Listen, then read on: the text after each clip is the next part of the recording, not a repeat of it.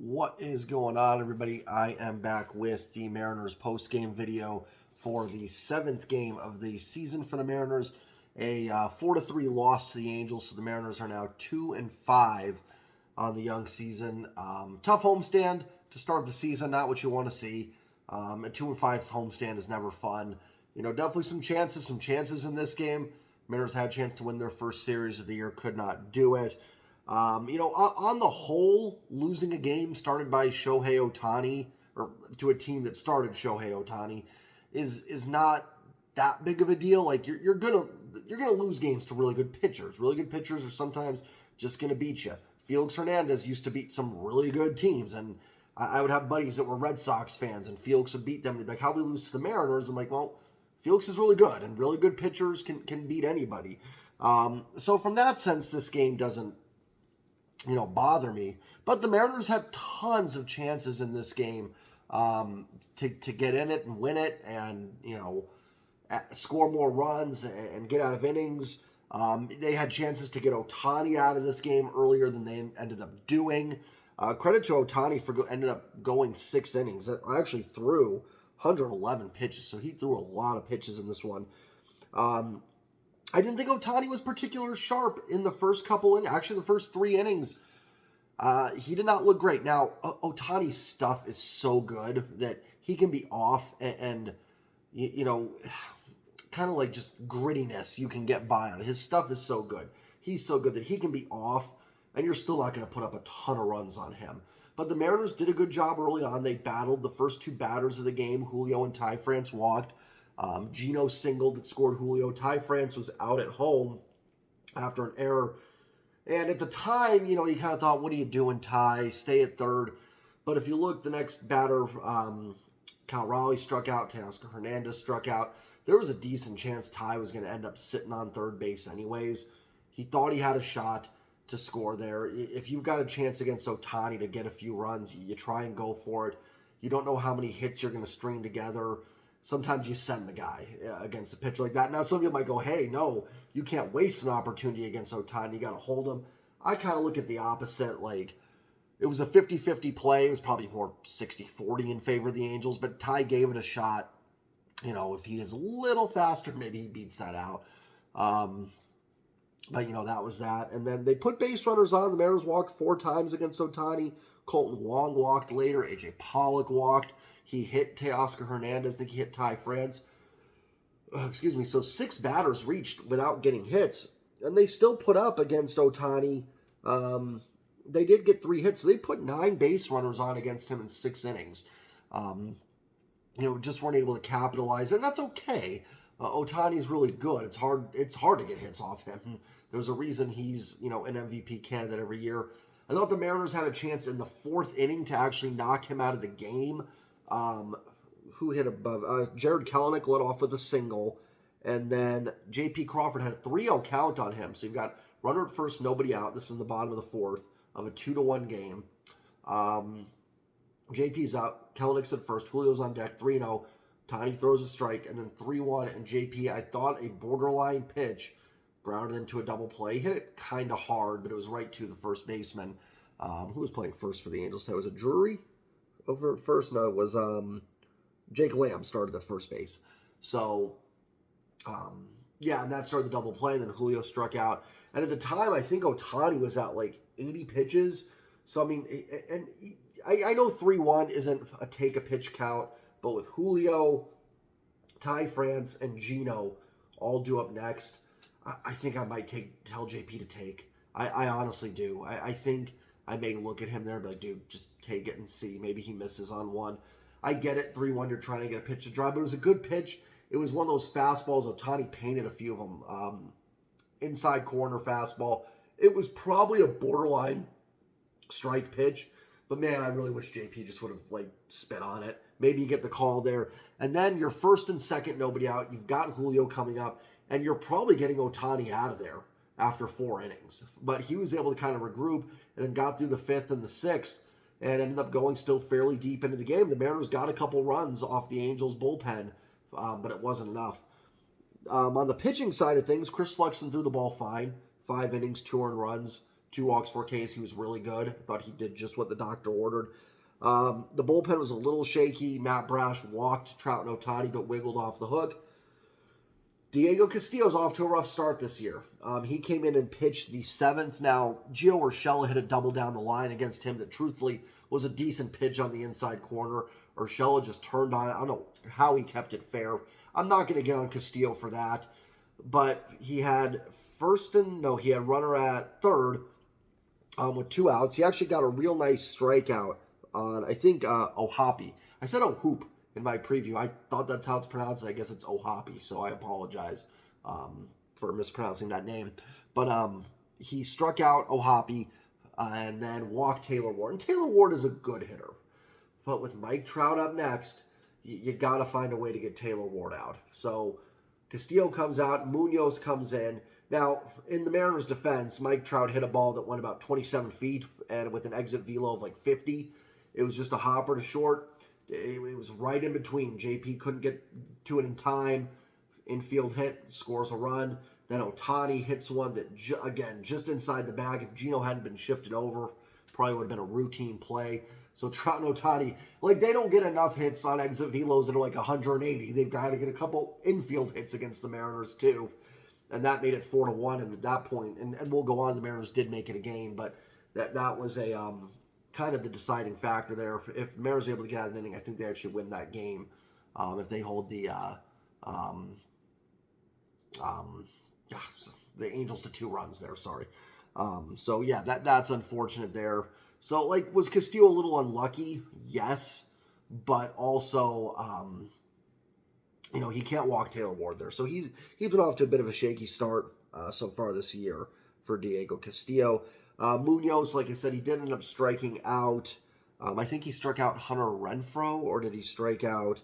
No, I think he struck out Drury. I'll say this, Munoz, now, the 2 hits he gave up to Trout and Ohtani, like I said, were not anything that was extreme. It was a couple infield hits, but he has not looked quite as sharp. The swing and misses aren't quite there for Munoz. The velocity still seems to be there, and he did get a strikeout, but it was looking. So I'm not worried or anything, but I will say that Munoz doesn't seem to be getting quite the swings and misses that he was getting last year.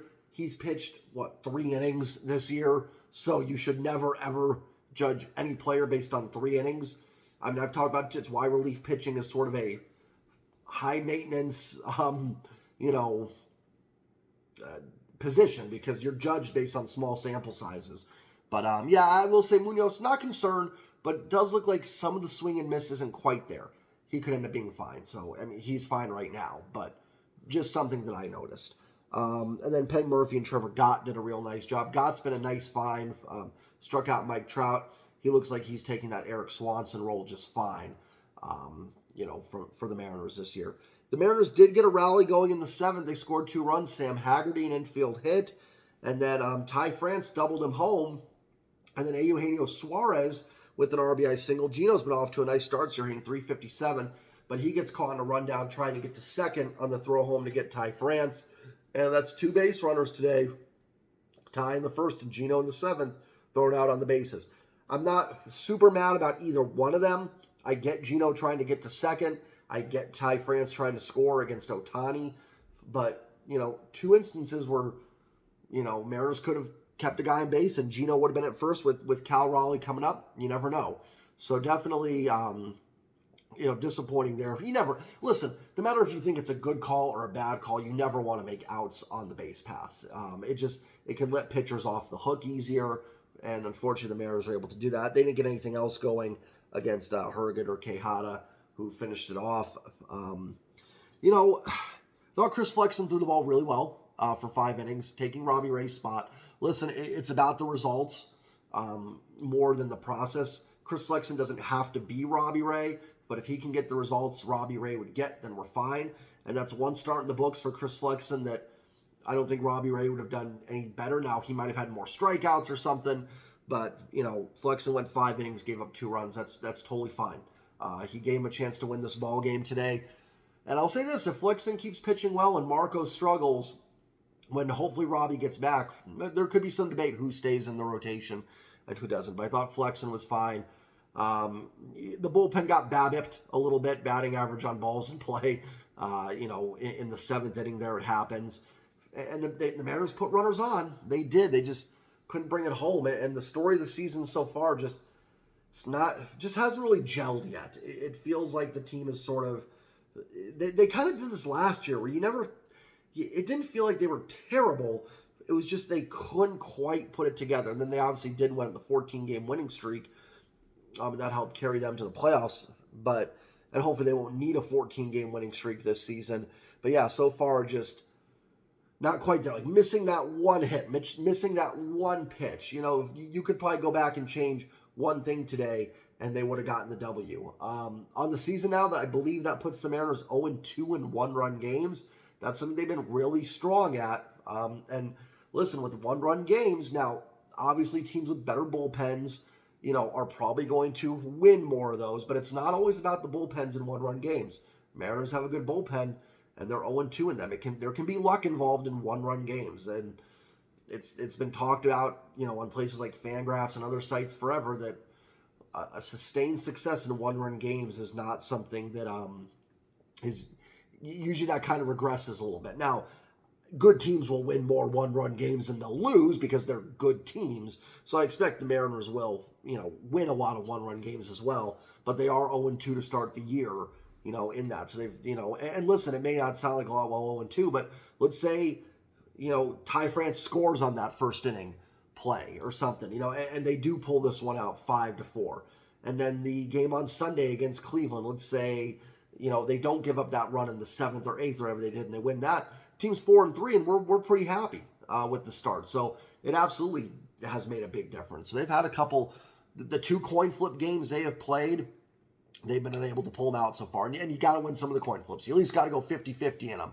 And even 50-50 we take. They'd be 3-4. So, the goal is to at least be 500 in those. The Mariners have not done it so far. That should start breaking their way.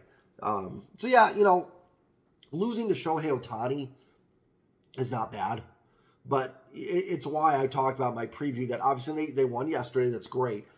Why I really wanted them to win Monday as well, because then you could kind of leave this game as it happens. You're going to run into really good pitchers, and whether the Angels are a really good team or not, I don't know yet. But you're going to be facing Jacob deGrom in Texas at some point. Like, those are going to be tough games to win. So you got to get other wins against those teams when you can find them. Like the A's last year when Montas was there. And I'm not comparing the Angels and Rangers to the A's, but you can understand losing to him, to Montas last year. I don't know if they did or not, but you can understand it. But then, you've got to, find a way to beat the other guys that these teams have. So, so far the Mariners haven't done that. Again, we're 7 games into the season. This team was 29-39 at a point last year, and I don't want them to get to that. But again, I'm not worried. If you're new to my channel, I'll start panicking if we get to May and the team is really struggling. The goal, hang around 500. If this team can do that, they're in decent shape. And right now, 2-5 is not 500, so they've got to get a couple wins. But not worried. Now listen, they have a 5-game road trip coming up here where you got to have probably you want to have a good road trip to start this season out. You don't want to get to, like a 2-3 and you're coming home, now 4-6, what would that be? 4-7, not whatever. But you don't want to start getting, 2-10, 3-9. You would like to start getting some wins here. So, like I said, not worried about anything. I think they'll be fine. Just a tough stretch to start the season. But certainly, would like to start stacking some wins together here and get that first winning streak of the year. Day off tomorrow, which I think is good. Their first day off of the season for the Mariners, so that will be much needed. And then it's off to Cleveland for the Guardians home opening series. You'll have, it's Logan Gilbert and is it Gilbert against Savali. The rematch from Saturday will be the Friday afternoon game. Saturday afternoon will be George Kirby and I think it's Cal Quantrill. And then Sunday you've got not Shane Bieber, Plesac will go against, actually it'll be Marco on Saturday, George Kirby on Sunday. I'll have a series preview up tomorrow for the Guardians series.